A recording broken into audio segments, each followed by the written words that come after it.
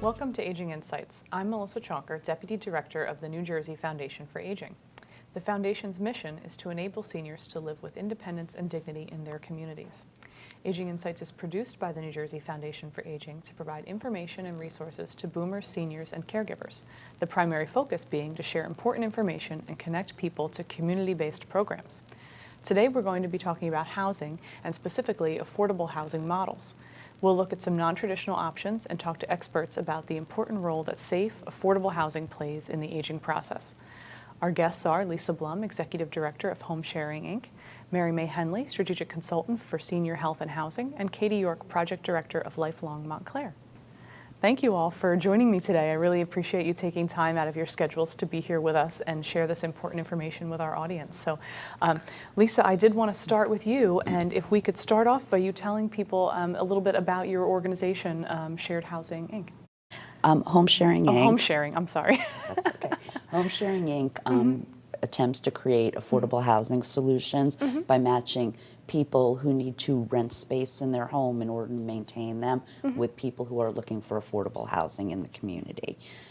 So it is unique in that, it's very cost effective, but also it serves a variety of populations. So while our typical home provider is an older adult, usually living on a fixed income, taxes are going up, the income is not going up, and they want to stay at home and as long as they possibly can.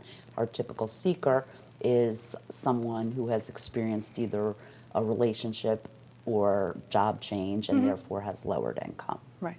So let's talk about that a little bit more in depth so people understand what it is you're explaining. So the concept of home sharing is that someone who has a home and has extra space and possibly needs extra income would rent space to someone who's looking for a cost-effective, affordable place to live. Is that is correct? Basically it. Okay, great. So while that is our typical population, because of the economy being not in such great shape, we now have families with younger children who might want to be home providers, a whole range of people. Right.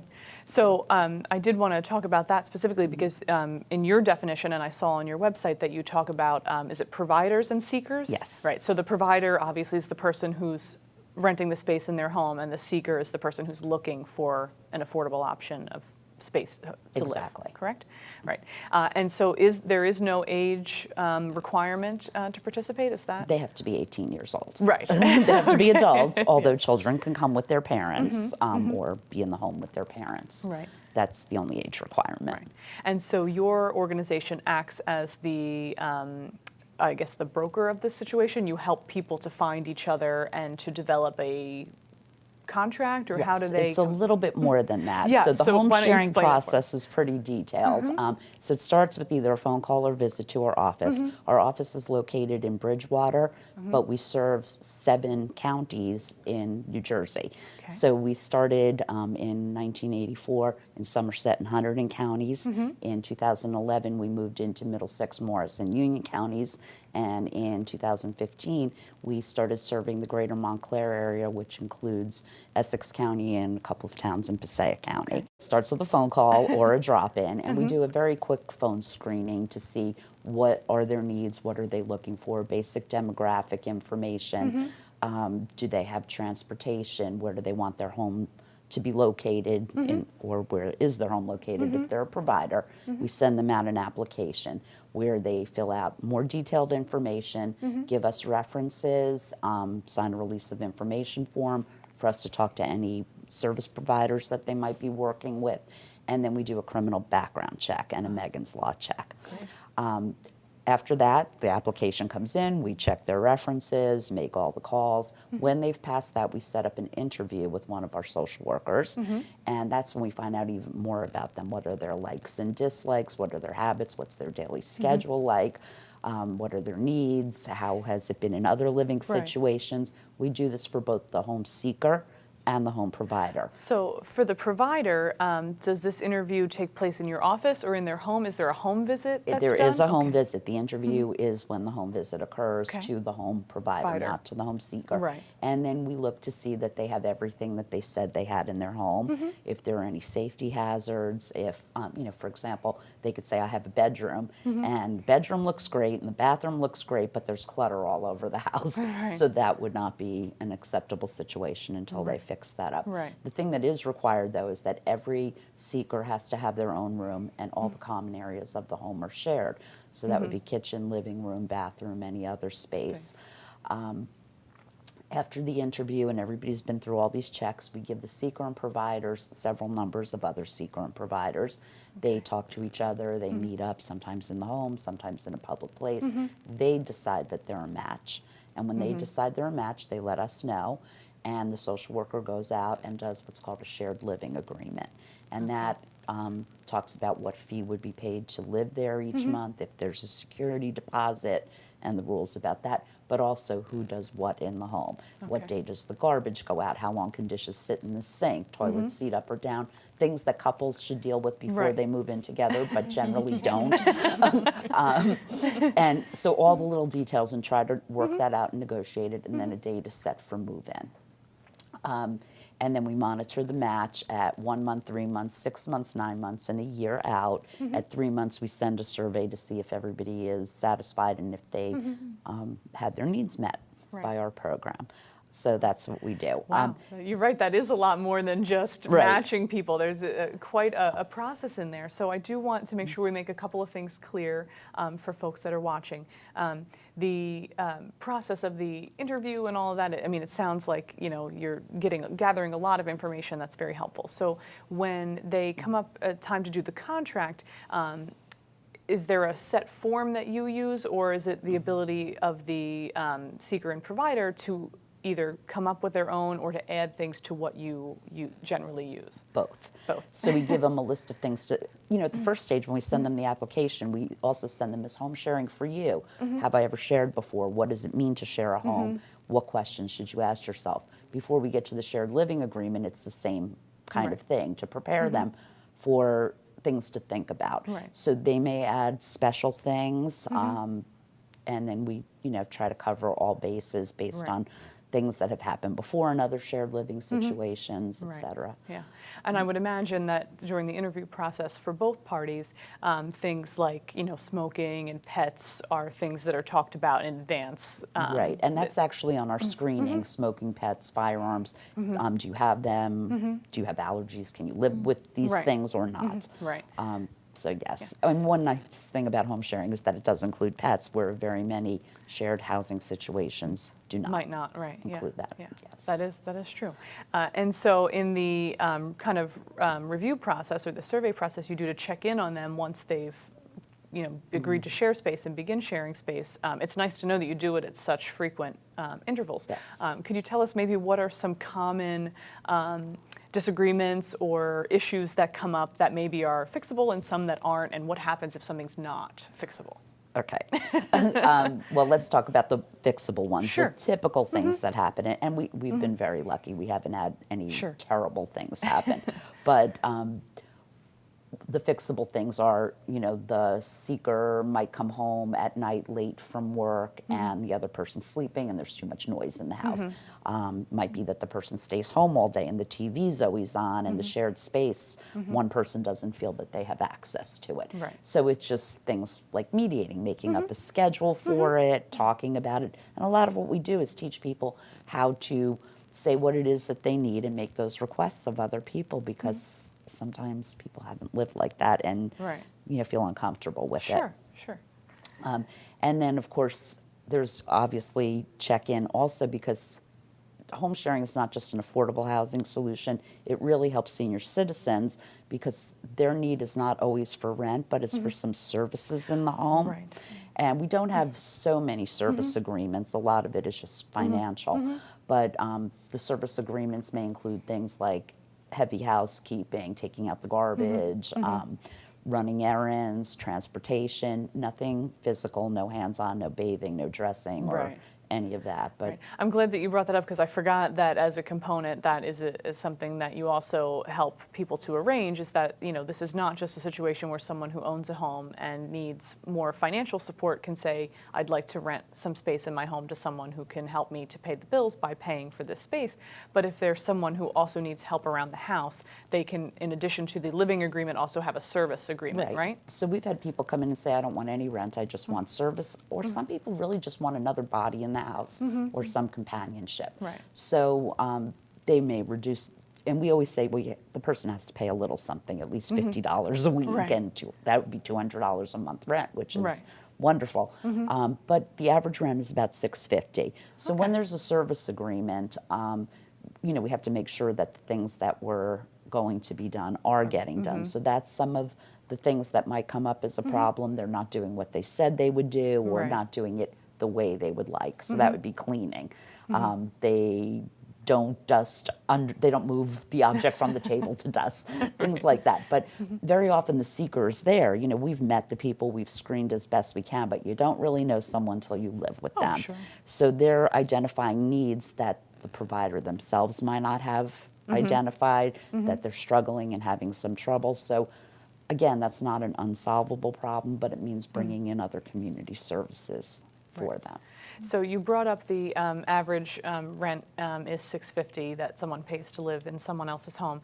Is that a benchmark that your organization sets, or do the providers come to you and say, this is how much I'd like to ask? Yes, because remember, both sides are our clients, not just the people looking for housing, right. but they need the money to keep their home, so they have to decide what that would be. We could say, well, based on the people who come to our agency, we don't think they can afford that. And kind of give them guidance, or say a typical home like this would usually go for this amount. Some people hold out for what they wanted at the beginning, but then it's harder to place people there, and so they're going more months without the extra income rather than getting a little less for a longer period of time. Right. Understood. Yes. Well, this has been very eye-opening, and so I think it's great information. In the process where you do the follow-up interviews to make sure things are going well, if in between they have a problem, they would call your organization and talk to one of the social workers who could help them work through it, mediate whatever the concern is? Yes, absolutely. And so we make the calls out at those intervals. Right. They can make the calls in anytime they want. And we also have get-togethers, like after-work get-togethers for our clients, an annual picnic that we have at our interesting. office space, which has a nice outside spot. So we get to see them then. We give holiday gifts out, so we see them then. Great. So And so the final, I guess, check-in is at a year, is that what you said? And then sort of final, and as needed after as that. needed after that, okay. So it's not a, hey, we're done here. They can still contact you after that year if they need assistance. Absolutely. And you maintain some sort of relationship through the activities that you do year-round. Exactly. And, most of our matches have lasted, I would say our average match has lasted about 48 weeks. 48 weeks. But our longest match has been over 15 years. Wow. And so those people have become like family. And one of the Sure. problems that could come up is the provider passes away, and then the seeker has to leave the home. Sure. And usually they're given a little bit of time to do that. But once they've been through our whole process, it's a lot quicker to place them in another situation. Because they know how it works, and you know what they're looking for based on their experience in that last Right. home. And we So- keep a list, an ongoing list of things that are going on. But we've had, one provider that said when she passes, she wants her seeker to be able to stay in the house and the family not sell it until she's ready to move, and that home sharing could then place another seeker in that home with her so that she could afford to maintain it and not cost the family money. Yeah. So That's every situation's different. Yeah, well, that certainly gives a lot of reasons why this is a good solution for folks who maybe either need extra income and have space, or for people who are looking for an affordable place to live. So I really appreciate you sharing all of that with us today. And if any of our listeners are interested in finding out more, they can contact your organization? Yes, they can go to our website, homesharing.org. Okay. And our phone number and contact address is on there as well. Terrific. Thank you so much. And to continue talking about the models that are available, I want to ask you a few questions now, Marymae. If you could describe for us what cooperative housing is, because that's kind of what your specialty area is as a consultant, correct? Sure, yes. Cooperative Housing is an organization, a nonprofit that came into existence in 1986. And its model is to build and then operate small housing for seniors. So our houses are either 5 or 10 units. So that means either 5 seniors or 10 seniors live together in a house. And what's wonderful is that this environment is truly a house. They're all ranch-style houses, so no steps. Ranch-style homes, everybody has their own private bedroom and bathroom, which are very spacious, and then they share the common areas of the house. And in the larger houses, we have quite extensive space as well, with great rooms and dens and hobby rooms and all of that. But in addition, there's also staff that do come to the homes 7 days a week to ensure that things are running smoothly in all the homes, and in the independent houses to do some of the cleaning, and in the supportive houses to do more of the cleaning and more support and services for the residents. Right. So I want to make sure our audience understands exactly what you're talking about. The organization that you're talking about is Cooperative Housing, and they operate here in New Jersey. And what area do they serve? So Cooperative Housing is located in Somerset County and has housing in Warren and in Bridgewater. But anyone can come from anywhere. Right. I mean, we've had people move from California and Florida to the housing, so it's not restricted, but it is senior specific, 62 and above. 62 and above. And so this happens here in New Jersey. They have an nonprofit organization that runs this, but it is generally it's a model that is used elsewhere. Is that true?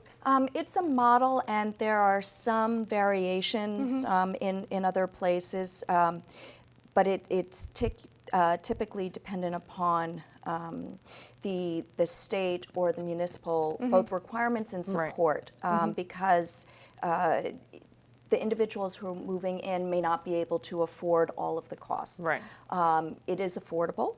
It's really actually more of a value concept for folks that want to manage their funds, whatever they might be, in the most effective way, as well as increasing their socialization. So there are some examples throughout the country, but they're all individualized, a little bit different. Right. Yeah.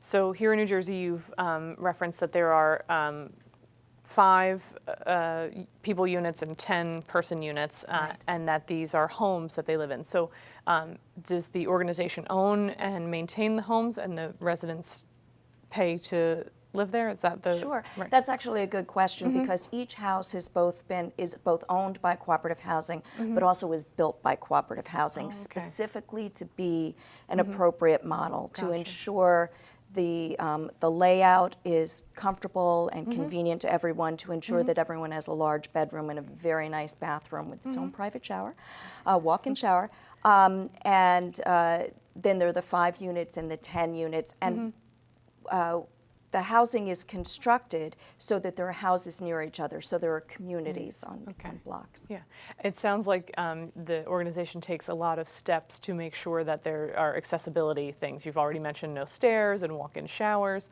Obviously, that's a purposeful thing that they've done to make sure that the homes are suitable, because the age requirement is 62 and above. What are some of the other requirements for someone to qualify to live in a cooperative housing setting? Oh, good question. Well, folks don't have to be in perfect health, but they do need to be able to manage their own health and their own life and all of those issues.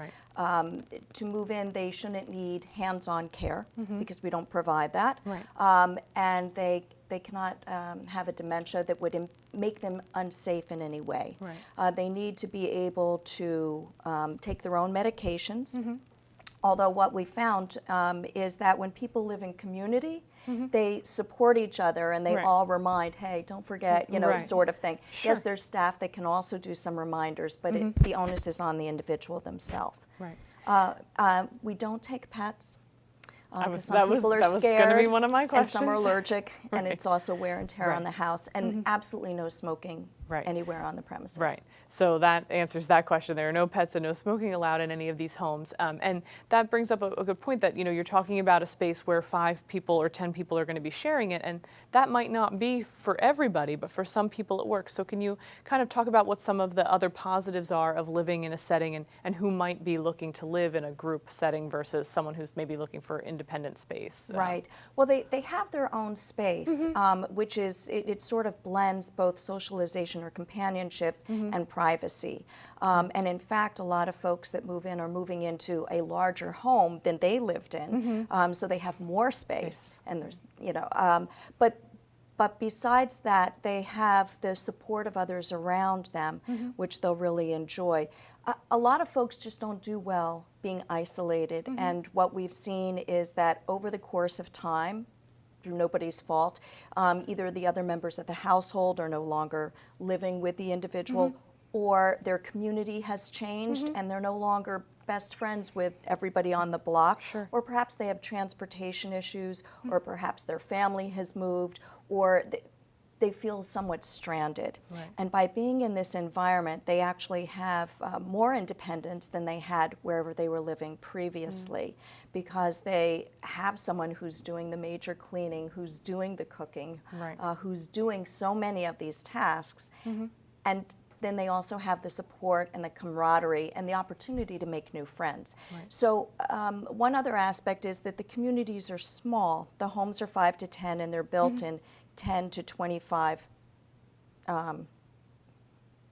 couple of houses that could end up with 10 to 25 individuals living in an area. And that works well for a lot of people who may be overwhelmed at the idea of living in a location, whether it's an apartment building or some other sort of housing where there's so many people. And they can actually get very lost in that, not physically lost, but lose contact with people and be very isolated. Yeah. So this model really encourages that kind of community feeling, whether it's with the people in the home that they're in or with the neighboring homes as well. So it kind of fosters those relationships. And people are in and out of the houses all the time. I mean, there are several individuals that are out every day, whether they're going to a religious activity or whether they're volunteering somewhere, or even working, or others, are home buddies. And I think that really reflects all of us, that some of us like to be out, some of us like to be home. Sure. And so in the home, is there a clear division or contract of sort of the things that need to happen, like cooking and cleaning and taking the garbage out, the simple tasks that we all do in our homes? When people are living in 5 or 10 people to a home, how is the division of those tasks laid out for folks? Well, that's something that's really been thought about at length. And so cooperative housing has 2 sorts of housing. One is independent and one is supportive. And for folks that are in the independent houses, which are 5 units, they take turns making meals for each other on the weekend. They put together the menu and the grocery list, and the staff does all of the shopping. And so they work it out on who's cooking and who's cleaning on those up from dinner on those nights. The general housekeeping is taken care of by staff. And in the supportive houses, all the meals are always taken care of by staff as well to make it easier. So in the independent, is the cost of the service for shopping and housekeeping built into what they're paying to reside there? Everybody it's interesting, everybody pays based on their own income and assets. So if the 3 of us were in a house, we could well be paying different rates. And so if someone is in independent housing, they're going to be paying less than someone is getting a higher level of support, supportive housing. Also, if someone's income is less, income and assets, they would be paying less than someone who has higher income and assets. And that works out very, very well in the setting. Sure. Well, it's certainly, we can see the differences in the model of home sharing and how that differs, but how it could fit the need for folks who maybe need, in addition to space to live, assistance as well, and the type of community that it provides for people to avoid things like isolation and stuff like that. So I appreciate you sharing those details with us. I do want to make sure that we also talk with Katie, because Katie's involved in a project that focuses on aging in place, and we know that having a safe, affordable place to live is very integral to making that work. So can you tell us a little bit about the project that's going on in Montclair? Sure. Lifelong Montclair is an aging in place initiative, as you mentioned, funded by the Partners for Health Foundation in collaboration with the Township of Montclair. So we have support from both ends, which is great. And it consists right now of 26 partner organizations. So we're trying to harness the power of existing community organizations who are already doing a lot of these efforts and projects and enhancing them and trying to harness synergy wherever we can, making sure people can work together to make the community a better place to grow older. Right. And so this is a project that you're doing in Montclair, but this is sort of a national movement or initiative, right? There are principles or things that make a community age-friendly? Is that Sure, correct? yes. Montclair is actually the second community in New Jersey after Princeton to receive the age-friendly designation from the World Health Organization and AARP. And the World Health Organization puts forth 8 domains that contribute to age-friendliness or livability in the broader sense. Right. And so we've really used those 8 domains as guidance for the community where we can improve and what our current assets are. And I think it's a good place for other communities to start to look at those 8 domains and see what low-hanging fruit is already out there and maybe what long-term projects might fit into. Sure, sure. So we've talked about these housing models, and obviously in your experience in doing the Aging in Place project, it's what it says it is what it says it is. It's people living in their communities, whether it's their original home or staying in the community of Montclair, particularly for your project. So how important and how do you see housing being a part of that process? What are the reasons that people really need that affordable housing in order to make that work? It's vital, particularly in New Jersey, specifically in Montclair. Cost of living is very expensive. Home sharing is actually one of our partner organizations, so obviously that's very important to make sure that there are options for people. So it's not just the affordability, but the variety of options to address the diversity in this state, diversity in the broad sense. Whatever people want to be able to age in place comfortably and within their means, let's try to collaborate with various organizations to make sure that's possible. Yeah. In addition to home sharing, are there any other things that you've seen take place in order for people to make aging in place work for them? Are there other housing concepts or options that they've chosen? In the U.S. and broader, there are many communities that add visitability standards, Okay. Which basically mean that anybody, no matter their ability level, could come visit you. And so that's kind of those standards plus universal design and incorporating those in new development really mean that communities can retain their older population for as long as that population wants to stay in their community. Right, and I think that speaks to a great thing about making communities accessible for everyone. We've even said before that if a community is friendly for seniors, it's friendly for everyone. And so that idea that just because a designation or a principle might make that community safe for seniors doesn't mean that it's going to affect anyone else in a negative way. It actually makes it safer and a more pleasant place for everyone, right? Definitely. Yeah, great.